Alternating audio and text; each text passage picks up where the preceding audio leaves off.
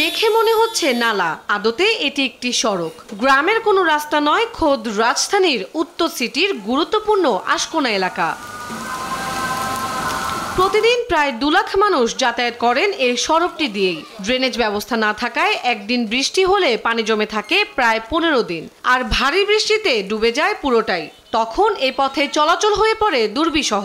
ঘর থেকে বের হতে হলে স্থানীয়দের যেন সমুদ্র পাড়ি দিতে হয়। মাঝে মাঝে কোমর পানি পর্যন্ত হয়ে যায়। একটা মানুষ যদি অসুস্থ হয়ে পড়ে তাকে যে হসপিটাল নেবে এরকম একটা অ্যাম্বুলেন্স ঢোকে না। 24 ঘন্টা বৃষ্টি হোক বা না হোক এই এলাকাটায় এই জায়গাটায় পানি কন্টিনিউ থাকে। পানি একটু কমে তখন সাইড দিয়ে যাওয়া যায়, এছাড়া তো এভাবেই যাওয়া আসা।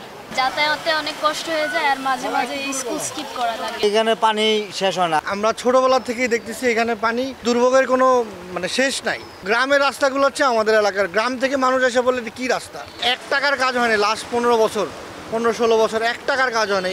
পানি জমে থাকায় খানাখন্দে ভরে গেছে সড়কগুলো, যেখানে হরহামেশাই উল্টে যায় অটোরিকশা সহ বিভিন্ন যানবাহন। বিকল হয়ে পড়ে ইঞ্জিন, ঘটে দুর্ঘটনা, ভোগান্তিতে পড়ে যাতায়াতকারীরা।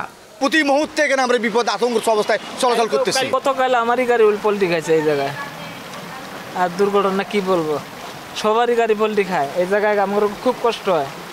গাড়ি কত অ্যাক্সিডেন্ট হইতেছে হিসাব নাই। এই এলাকার প্রায় অধিকাংশ এলাকায় বৃষ্টি হলে পানি উঠে যায়, কোনো মানুষ স্বাভাবিকভাবে চলাচল করতে পারতেছে না পানির জন্য।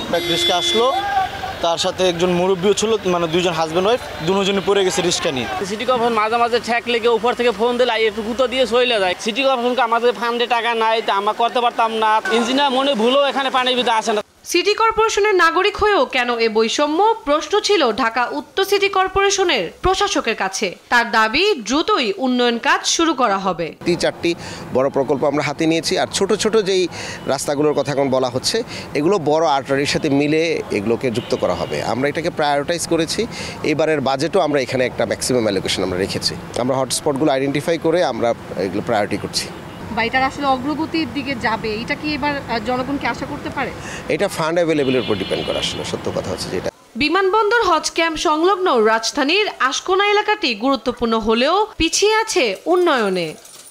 জলাবদ্ধতা, পানিবন্দী জীবন ও নির্মাণ কাজের ধীর গতিতে চরম দুর্ভোগে আশকোনার বাসিন্দারা।